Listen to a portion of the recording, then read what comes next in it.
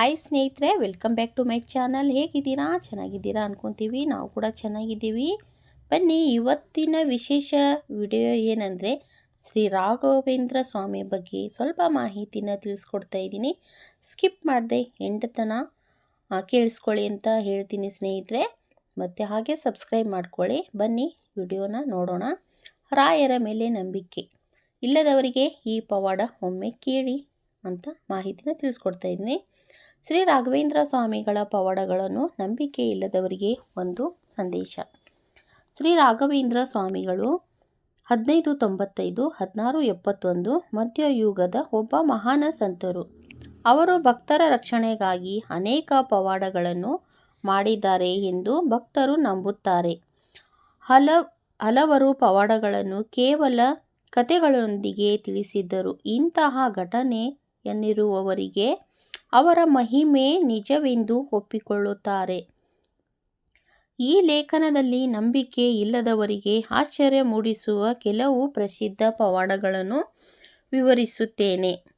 ಒಮ್ಮೆ ತೊಗರಿಸಿಯ ಗ್ರಾಮದಲ್ಲಿದ್ದ ರೈತನೊಬ್ಬ ಶ್ರೀ ರಾಘವೇಂದ್ರ ಸ್ವಾಮಿಗಳಿಗೆ ನಂಬಿಕೆ ಇರಲಿಲ್ಲ. ಅವರು ನೀಡಿದ ಆಶೀರ್ವಾದ ಕೆಲಸ ಮಾಡುವುದಿಲ್ಲ ಎಂದು ಅವರು ಕೇಳಿಸಿದ ಒಂದು ದಿನ ಅಕ್ಷಯ ಪಾತ್ರದಂತೆ ಶ್ರೀರಾಯರು ಹಸಿವಿನ ಪರಿಹಾರ ಮಾಡುವ ಸಾಮರ್ಥ್ಯವಿದ್ದಾರೆ ಎಂದು ವಿಚಾರಣೆ ಕೇಳಿದಾಗ ಈ ರೈತನಿಗೆ ಕುತೂಹಲ ಹುಟ್ಟಿತು. ಅವನು ಮನೆಯಲ್ಲಿ ಶೇಂಗಾ ಕಡಲೆ ಬೇಯಿಸಿ ಪೆಟ್ಟಿಗೆ ಹೊರೆದು ಮಠಕ್ಕೆ ಹೋದ. ಶ್ರೀರಾಯರಿಗೆ ವಂದಿಸಿ, ಈ ಕಡಲೆ ನಿಮ್ಮ ಅನುಗ್ರಹದಿಂದ ಲಾಭವಾಗುತ್ತಿದೆಯಾ ಎಂದು ಕೇಳಿದ. ರಾಯರು ಮಗುಲ ಮೇಲೆ ಕೈಯಿಟ್ಟು, ಈ ಕಡಲೆ ಯಾಕೆ ಹಾಳಾಗಬೇಕು? ಪರಮಾತ್ಮನ ಅನುಗ್ರಹದಿಂದ ಇದರಿಂದ ಲಾಭಗಳಾಗುವುದು ಎಂದರು. ರೈತನು ಎಳೆಕಾಲಿನ ಅಸಡೆಯೊಂದಿಗೆ ಹಿಂತಿರುಗಿ ಹೋದ. ಆದರೆ ಅದೇ ವರ್ಷ ಅವನ ಕಡಲೆ ಬೆಳೆ ಅದ್ಭುತವಾಗಿ ಫಲಿಸಿದ. ಬೇಸಿಗೆಗೂ ಸಹ ಕಡಲೆ ಹಾಳಾಗದೆ ಉಳಿಯಿತು. ರೈತನಿಗೆ ಆಶ್ಚರ್ಯವಾಗಿತ್ತು. ಈ ಘಟನೆ ನಂತರ ಅವನು ಭಕ್ತನಾಗಿ ಶ್ರೀ ರಾಘವೇಂದ್ರರ ಸೇವೆಗೆ ಸಮರ್ಪಿತನಾದನು. ರಾಜಸ್ಥಾನದಲ್ಲಿ ಬಿಕ್ಕೋಣಿ ಎಂಬ ಊರಿನಲ್ಲಿ ಒಬ್ಬ ಜಮೀನ್ದಾರನು ಶ್ರೀ ರಾಘವೇಂದ್ರರ ಮಹಿಮೆ ನಂಬಲು ಇಚ್ಛಿಸಿರಲಿಲ್ಲ. ಆತನು ಮಠದ ಭಕ್ತರ ಆಲೋಚನೆಗೆ ವ್ಯತಿರೇಕವಾಗಿ, ನಾನು ನಂಬದವರನ್ನು ದೇಗುಲಕ್ಕೆ ಹೋಗಲು ಒತ್ತಾಯಿಸಬೇಡ ಎಂದು ಜನರಿಗೆ ತಿಳಿಸಿದ್ದ. ಒಂದು ದಿನ ಆ ಜಮೀನುದಾರರಿಗೆ ಅನಾರೋಗ್ಯ ಬಂತು. ವೈದ್ಯರು ಚಿಕಿತ್ಸೆ ಕೊಡಲಾರದೆ ಎಲ್ಲ ಪ್ರಯತ್ನಗಳನ್ನು ವಿಫಲವಾದರು. ನಂತರ ಆತನ ಮನೆಯ ಒಬ್ಬ ಭಕ್ತರ ಸಲಹೆಯಿಂದ ಆತನು ರಾಘವೇಂದ್ರ ಸ್ವಾಮಿಗಳನ್ನು ಪರಮ ನಂಬಿಕೆಯಿಂದ ಪ್ರಾರ್ಥಿಸಿದ.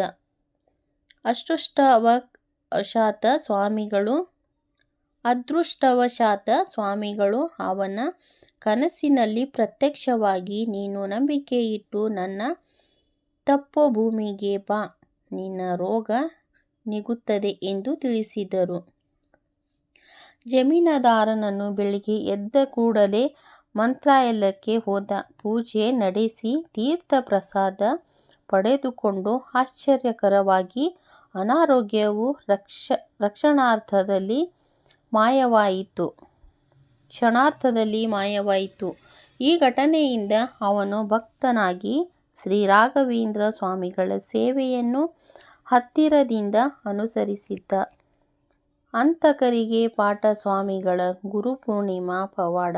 ಒಮ್ಮೆ ಶ್ರೀ ರಾಘವೇಂದ್ರ ಆಶ್ರಮಕ್ಕೆ ಕೆಲವು ಹಂತಕರು ಅವರು ಸ್ವಾಮಿಗಳನ್ನು ಪರೀಕ್ಷಿಸಲು ಬಂದಿದ್ದರು. ಅವರ ಉದ್ದೇಶ ಇರುವ ನಿಜವಾದ ಗುರುನೋ ಅಥವಾ ಜನರನ್ನು ಮೋಸಗೊಳಿಸುತ್ತಿರುವೋ ಎಂಬುದು ತಿಳಿದುಕೊಳ್ಳುವುದು. ಹಂತಕರು ಶಸ್ತ್ರಾಸ್ತ್ರಗಳನ್ನು ನೀಡಿದ್ದು, ನೀವು ನಿಜವಾದ ಸಂತರಾದರೆ ನಮ್ಮನ್ನು ಈ ಪಾಪಗಳಿಂದ ಬಿಡಿಸಿ ಅಥವಾ ನಿಮ್ಮ ಶಕ್ತಿಯನ್ನು ತೋರಿಸಿ ಎಂದು ಕೇಳಿದ್ದಾರೆ. ಶ್ರೀ ರಾಘವೇಂದ್ರರು ನಗುತ್ತಾ, ನೀವು ಪಾಪತಮವನ್ನು ಬಿಡಬೇಕಾದರೆ ನಾನು ಕೇವಲ ದೇವರ ದಾಸನಾಗಿ ನಿಮಗೆ ಮಾರ್ಗದರ್ಶನ ನೀಡಬಹುದು. ಆದರೆ ದೇವರ ಅನುಗ್ರಹವಿಲ್ಲದೆ ಯಾವ ಪರಿವರ್ತನೆಗೂ ಸಂಭವಿಸುವುದಿಲ್ಲ ಎಂದರು. ಅದೇ ಕ್ಷಣ ಅವರ ಹೃದಯದೊಳಗೆ ತೀವ್ರವಾದ ಶಾಂತಿ ಪ್ರವೇಶಿಸುತ್ತೆ. ಹಂತಕರ ಮನಸ್ಸು ಮರುಳಾಯಿತು. ಅವರು ತಮ್ಮ ಶಸ್ತ್ರಾಸ್ತ್ರಗಳನ್ನು ಮುರಿದು ಶ್ರೀಮಠದಲ್ಲಿ ದಾಸೋಹ ಸೇವೆ ಮಾಡಿದರು. ಈ ಘಟನೆಯು ಅನೇಕ ಮಂದಿ ಅಪರಾಧಿಗಳಿಗೂ ದಾರಿ ಮುರಿಯಲು ಕಾರಣವಾಗಿದೆ. ಮಂತ್ರಾಲಯದ ಅಗ್ನಿ ಪರೀಕ್ಷೆ ಜೀವಂತವಾಗಿದೆ. ಹಾಗಾಗ್ಬಿಟ್ಟು ಇವತ್ತು ಶ್ರೀ ರಾಘವೇಂದ್ರ ಸ್ವಾಮಿಗಳ ಪವಾಡಗಳನ್ನು ನಂಬಿಕೆ ಇಲ್ಲದವರಿಗೆ ಒಂದು ಸಂದೇಶ ಶ್ರೀ ರಾಘವೇಂದ್ರ ಸ್ವಾಮಿ ಬಗ್ಗೆ ತಿಳಿಸಿಕೊಟ್ಟಿದ್ದೀನಿ. ನಿಮಗೇನಾದರೂ ವಿಡಿಯೋನ ಇಷ್ಟ ಆಗಿದರೆ ಸ್ನೇಹಿತರೆ ದಯವಿಟ್ಟು ಹಾಗೆ ಸಬ್ಸ್ಕ್ರೈಬ್ನ ಮಾಡ್ಕೊಳ್ಳಿ. ಸ್ಕಿಪ್ ಮಾಡದೆ ಎಂಡ್ ತನಕ ವಾಚ್ ಮಾಡಿ ಅಂತ ಕೇಳ್ಕೊತಾ ಇದ್ದೀನಿ. ಮತ್ತೆ ನೆಕ್ಸ್ಟ್ ವಿಡಿಯೋದಲ್ಲಿ ಸಿಗ್ತೀನಿ ಸ್ನೇಹಿತರೆ. ತುಂಬ ಹೃದಯದ ಧನ್ಯವಾದಗಳು.